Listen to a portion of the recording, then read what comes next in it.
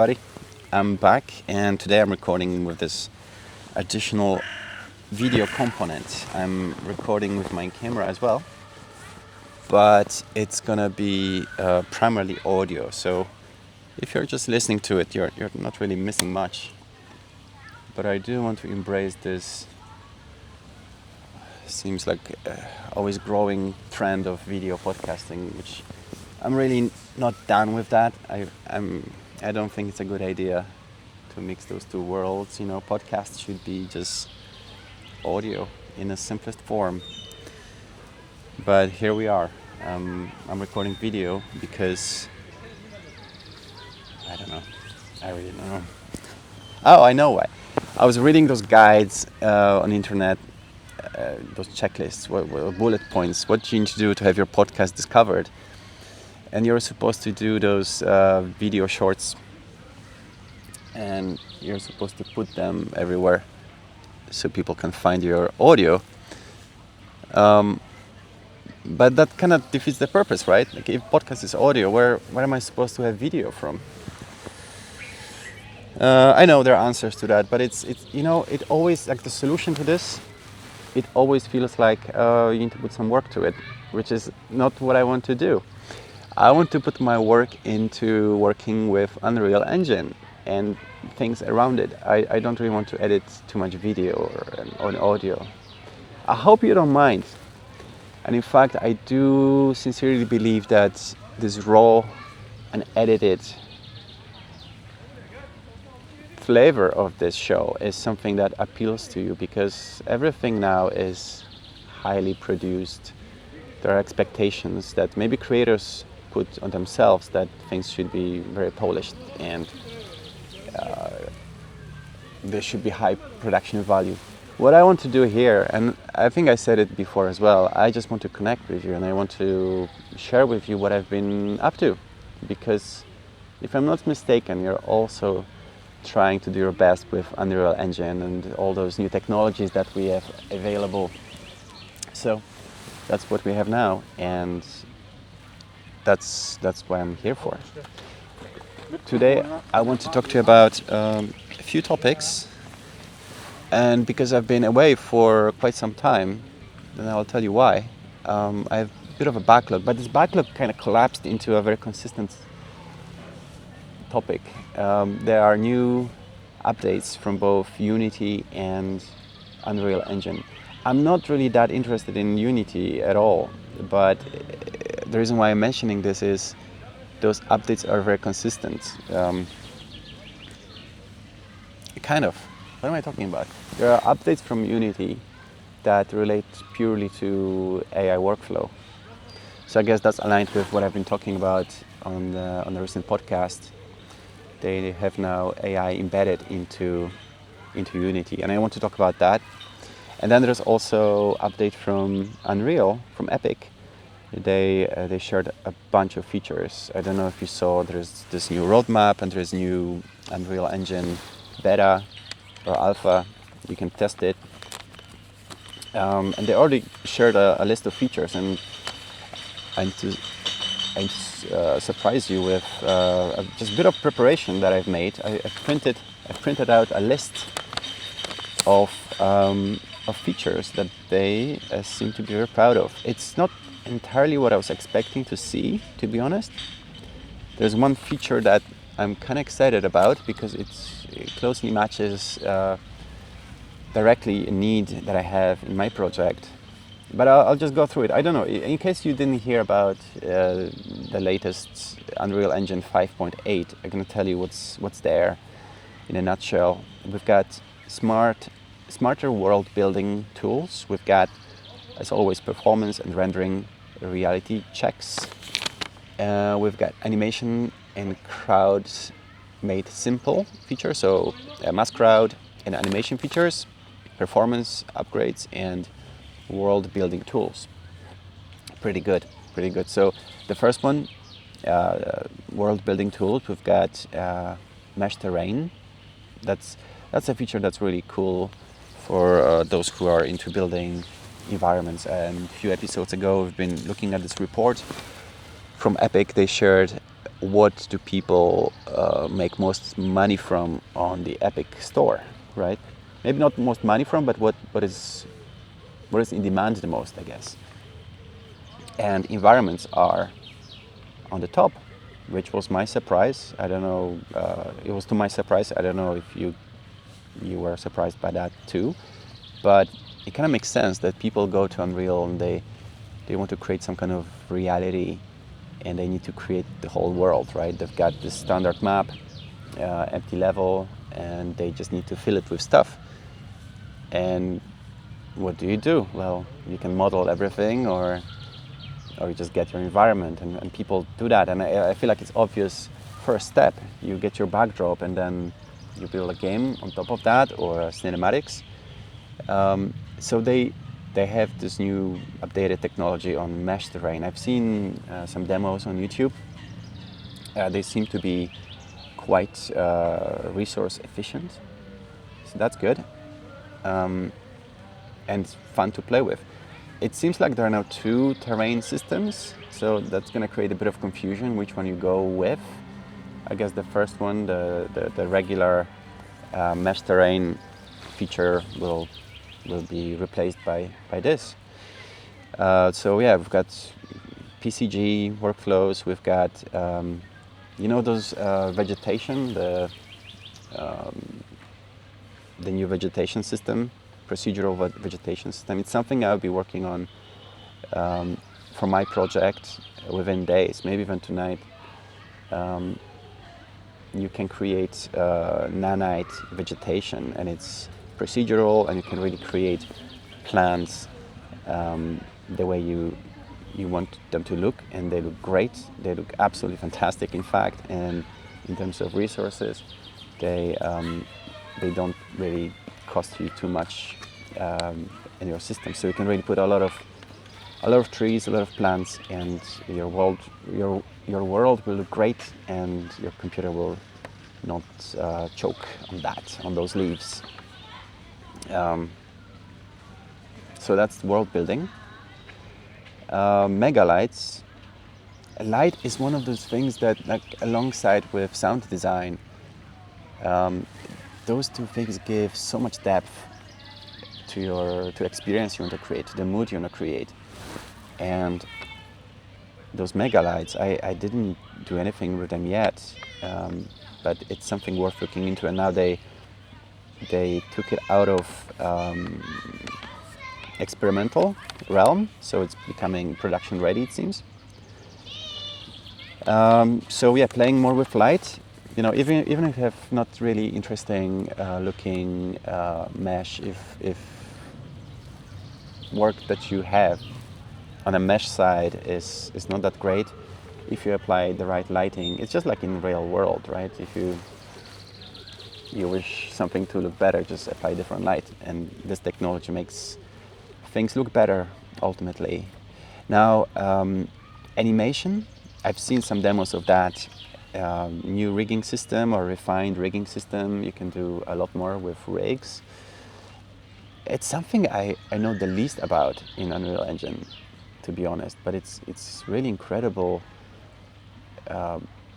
portion of Unreal where you can do this puppet theater thing with characters, animals, objects, and now you can really rig anything a lot easier. So this idea that, again, you've got environment, and then you are coming up with some kind of creature, and you can animate its limbs, and that is apparently very easy now. That's something I know I need to explore for maybe next project. There is no room in this one for it. It's very overblown already, but I'm not going to do any rigging for that one. But what I'm working on in my project, in fact, are the mass crowds, is the meta-human crowd system. And I'm using the old system. It's hard to believe it's old already, but it's from the city sample demo. It's not great. I mean, it's amazing. I don't have many NPCs, but probably around 50. I can stretch it to 100, and it doesn't really cost me much in terms of resources, but it's really tedious to work with in some cases, and I really had to take it from CD sample demo, and exporting of this mass crowd setup was just really tough. But I did it. I did it with AI actually. I had to surgically extract that mass crowd setup with all the nuances that were in this demo project, and it worked. But I'm really looking forward to this. Yeah, and then there is some new sculpting features are also interesting. I kind of like that because you can, like, all those features that have to do with sculpting and rigging and the environment. This is like truly something you can play with. You can just sit down and create something, like just model it and make it move. It kind of feels like fun, I feel like before we had a lot of features that you really had to become master at in order to leverage them, but these new features seem to be quite playful, and results seem to be, the promise is that they will be very impressive visually and in terms of performance, I think. So that's cool. Now, I look forward to it. I will not migrate my project into 5.8 just yet. It's something I would do a few versions ago, because I would have been so excited about a new version of Unreal, and there would be something I'm really into that I say, yeah, I want this feature, I'm migrating my project. But there is a huge trade-off. A lot of things will break, not all plugins will work, and you cannot go back. So you need to create this copy of your project, and it will slow you down. If you're just playing around, if you don't care, create a copy of your project, continue with 5.8 in this case, and see what happens. I think I'm gonna wait a couple of months at least before I move, because I do need that mass crowd, but I'm good where I am right now. So that's all I want to say about Epic, I guess. It's not what I expected. I was hoping that they will release this AI assistant fully in Unreal Engine. They didn't. I guess it is, but still experimental, and it's really just like a chatbot that tells you how to do things. But they didn't do anything that actually makes things for you on your behalf. There must be a good reason for that. But I have a workaround, and I talked about it in the last episode, and I have updates on that. And I will leave this thread for later. But I want to talk about Unity, because Unity got a lot of spotlight. I thought they stole all the spotlight they could. They have this AI agent in Unity, and you can tell it to make a game. And I mean, many people started to be very excited about it. I mean, many people started to be critical of that, because, well, it's going to create a lot of AI slop. There'll be a lot of very crappy games, and also it lowers the barrier of entry. What's going to happen to industry? I disagree with all of this, and I'll tell you why. Well, yes, you can tell your AI agent in your game engine that, oh yeah, I want to have this car, and I want it to move, and I want it to look like this and like that. It will do all those things, but you still need to have a lot of knowledge and understanding how game structure should be set up as, and you need to know about the architecture of this as a software. You need to have a clear idea what you want to build, and that unveils this bigger topic where I can really speak a lot about as a UX designer. I still do, I guess, professionally I still do. I don't work in my occupation right now. You could be put in front of a task where you need to design a website, and there's gonna be a hero image, some call to action, some features. Okay, I said website. Let's say dashboard, right? There's gonna be inside, and you can just easily map that out. No big deal. It's gonna look good, but after a few hours of using it, you will see that it's actually horrible. It doesn't work. It's uncomfortable. You're losing a lot of time moving around. It's not well thought out. because, yes, it looks good, it doesn't work well. And there's a big difference. It may be the nicest looking app with nicest looking UI, but it will be horrible to use. You'll lose a lot of time, you'll be frustrated, and users feel that. They don't need to be experts in design, they will feel that design is bad. And I feel like the same thing applies to game design, where you get to have this agent that's it's basically like a genie in a bottle, right? You're gonna say, "Oh, make me this game. I want it to be like this, like that," and that's it, right? No, no, it's not. You need to start from ground up. You need to first do a lot of planning. You need to set up all the edge cases. You need to think about the story, about the meaning of this. And when there is this agent asking you, "Hey, what do we do next? What do you want?" You're never gonna think about the structure. You're just gonna jump into vibe coding your game, and it's not gonna work well. It hardly ever does. It never does, actually. I'm just gonna say it. It never does. You can create simple games, and they'll be horrible. They'll be boring. They will be not engaging. Another part of this problem that exists with Unity, it costs money, and it costs quite a lot. Try to make a game, and if your expectation is you're not gonna spend any money, at some point you will need to spend some money because you will run out of credits, and you will be facing this question: okay, do I want to put more money into this crap? The answer most likely is no. I was just playing around. And then when you need to put money where your mouth is, where your idea is, you will realize that I don't really want to spend any money on this because I'm not convinced, I'm not committed to it. And I'm very deep into my own game-like experience in Unreal Engine. And I have to tell you, it starts to cost me money. I'm not paying more than I can afford, but I'm running out of tokens regularly. There are days where I need to wait for my AI token allowance to reset.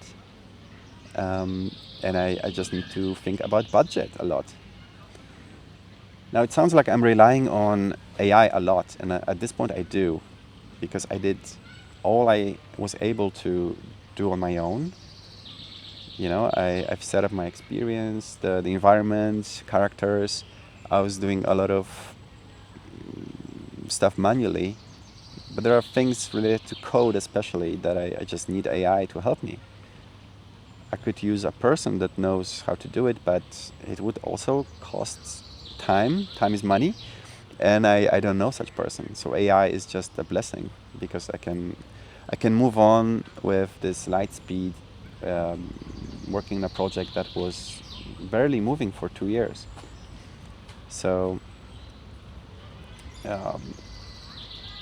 that's basically it. It's I'm talking about AI in game making because it's my coding partner, and I recorded this video. It was a screencast where I was showing my workflow, and I'm gonna take this video down. I'm gonna turn it private. You can still see it if you follow the link, but it will not be open publicly because I need to record new version.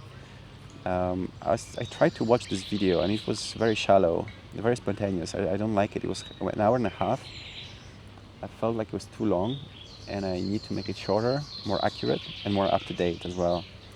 Since that recording, I've made a lot of progress in understanding how things could be better, how to optimize that workflow, and I really want to make a new version. So I'm gonna record new version, maybe make some episodes or parts that you can easily move around through, and I think it's gonna be a new version to share. Should I talk about my project? Well, maybe I'll just say one thing, that working in a project like that, or any game, I guess, the obvious part of working in a project is the obvious visual, like thing you can perceive visually. So how the game looks, how it works. But then there's this system, and one of the podcast listeners wrote to me, and we're in touch. He brought it up. Building systems is hard, and it is, and it's actually the biggest challenge when you make a game. Because if you don't have it, you will end up going back and forth. You will end up guessing, and the system that's underneath, like just that's holding the structure of the game, will put meaning to everything. So my Unreal Engine game, our experience is really advanced right now. But I don't work within Unreal as much as I work with the code part right now, with game logic, with the way to handle dialogue, with the way how to handle the story. And while I still consider myself working on this Unreal Engine project, I spend most of the time just coding, and coding with AI, because it's not my field. Now, as I'm coding with AI, I'm maybe learning in equal parts as much as I'm coding, because the deeper I go, the least forgiving my code becomes. If I make a mistake, it breaks things. It breaks more things that I would like. So I need to revisit. Okay, why did it happen? How are those things related? What's the underlying issue? What's the underlying problem? And when I, with help of AI, as we investigate, I'm realizing, okay, so infrastructure of this software is flawed. There is a mess under the hood. There are problems that need to be addressed. And I've spent so much time fixing the code and learning how it should have been done in the first place. It's an incredible journey, and I'm both learning and building this thing, and I just cannot stop. I cannot stop, and lately I'm sitting in front of a computer so much, and I'm creating so much. I mean, I'm in such a weird flow.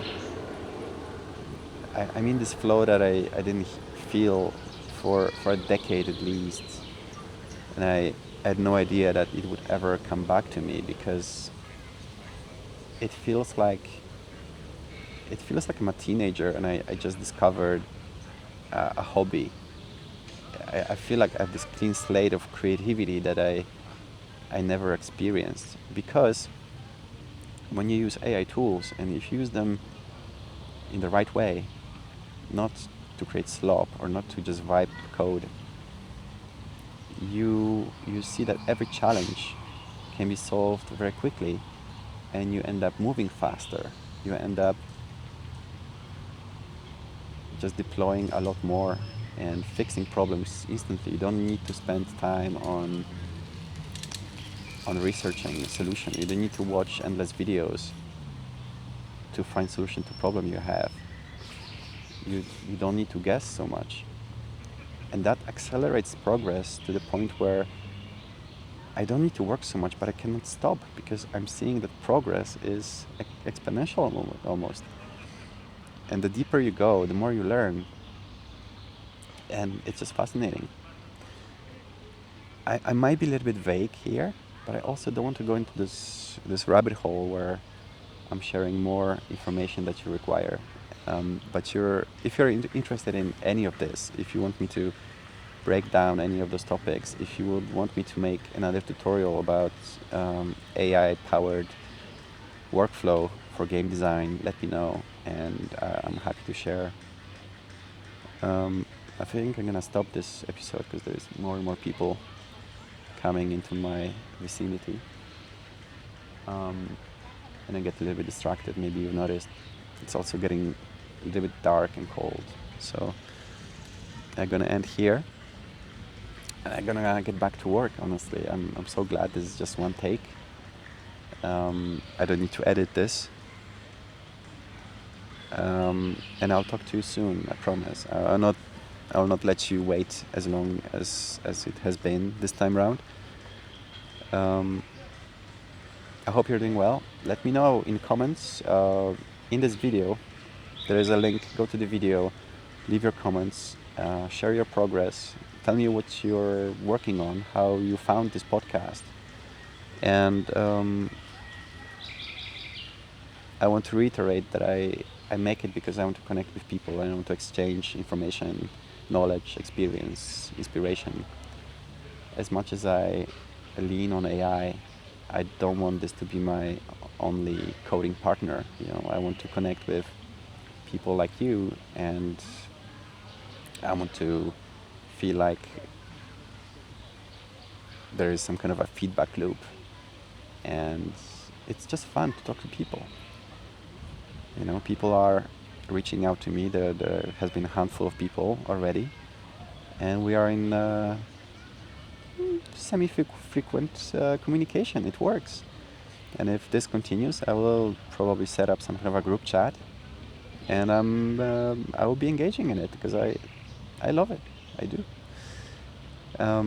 So right now I'll be ending this episode. I'll be going back home. I'll try to do some more work. This evening I will actually work on my level, on the environment. I need to put some mega plants. In fact, I'll try to record this, and I'll see. Maybe this video will be released sometime soon as well. But yeah, leave the comments, subscribe to our podcast, subscribe to my YouTube channel, and let's see where we are in a week from now, shall we? Thank you for your kind attention. Take care.